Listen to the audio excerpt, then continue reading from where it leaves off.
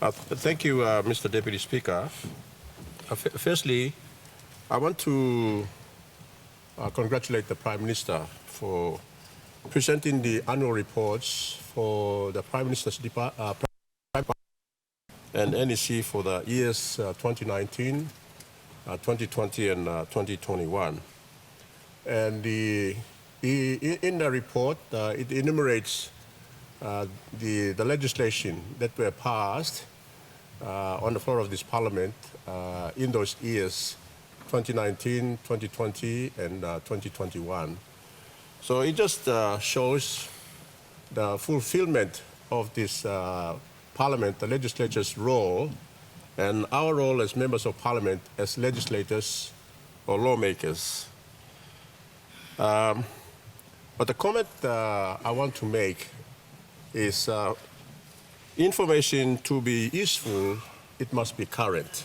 And I'm not particularly referring to today's presentation of the annual reports for 2019, 2020, and 2021 to the PM and PM's department and the NEC. But I think from past reports of other departments and other sectors, the reports are made for 2 or 3 years in the same report.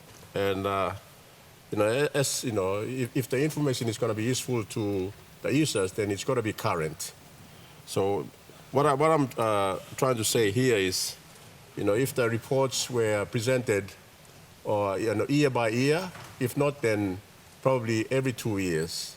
And because we have lots of departments, lots of sectors that are required to present annual reports on this floor of Parliament, then perhaps we could rationalize this, and say allocate departments or sectors to present their reports on an annual basis or every 2 years.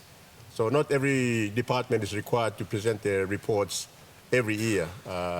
And as we know from experience, not all the departments and all the sectors present their reports on every year anyway.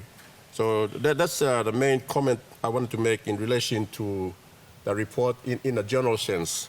But I want to make some specific remarks in relation to one particular sector, which is the transport sector, especially in the aviation sector.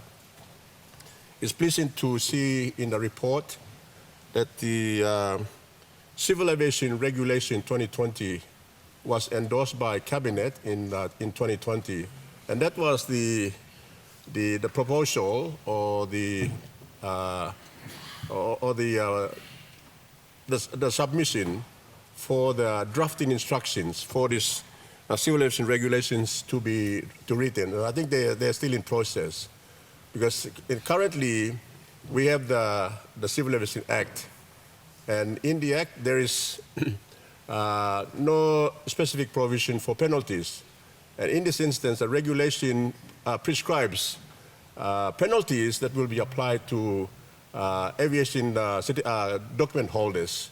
Like if a license holder or operator breaks any rule in relation to the Civil Aviation Act, then they can be penalized. But currently, they're not able to enforce those regulations because there's no provision in the Civil Aviation Act. So these regulations is very important.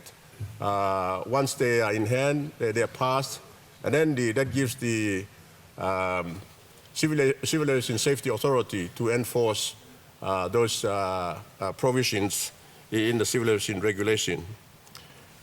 In relation to the rural airstrips, this is a very important sector. Here we are talking about Connect PNG in the road programs and all of those. But this is really talking about the main highways connecting province to province and districts to districts.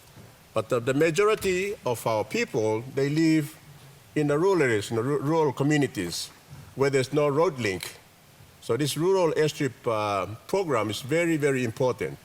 So, my recommendation is let's not pay lip service to this particular area, but given the importance of it, then they should be given the funding as agreed between the government and this body called Rural Airstrips Agency, so that they can carry out their work in order for us to reach the majority of our people who live in those rural communities.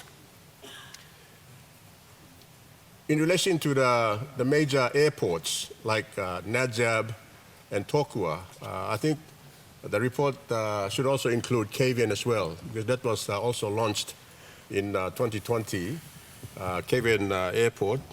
Not forgetting the Momase region airports like Madane, Wewak, and Vanimo, which are being upgraded to FOCA 100 standard and the like. And I want to finish off by making this general remark in relation to Najab Airport. When this project was launched, Najab Airport, under this redevelopment program, was to be developed to a standard where it will become an alternate for Jackson's Airport at Port Moresby for the Boeing 767. So, you know, I've forgotten what the specifications are, but the project is still going on.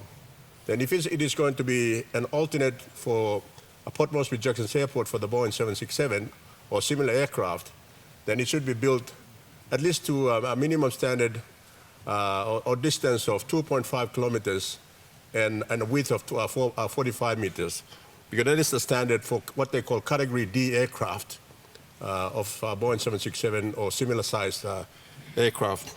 In relation to the airports that receive the Boeing 737, the likes of Mount Hagen or Kagamuga Airport in Mount Hagen, Gani Airstrip, and others, then they should be at least built to at least 2.2 kilometers, because just talking from past experience, when I went to Gani last week to attend the Southern Region Youth Games, my wife even commented that when we landed, the pilots had to step on the brakes and the aeroplane comes to a screeching halt. And that's because the runways are not very long, so the pilots need to do that. So in order to give comfort to the pilots and the passengers and make those operations safe, then they must be built to a length that is adequate for them to come to a stop in a more leisurely manner than having to stand on the brakes and come to a screeching halt. So with those few comments, once again, I want to congratulate the Prime Minister for presenting the annual reports for his department and NEC for the years 2019, 2020, and 2021. Thank you, Mr. Deputy Speaker. Thank you.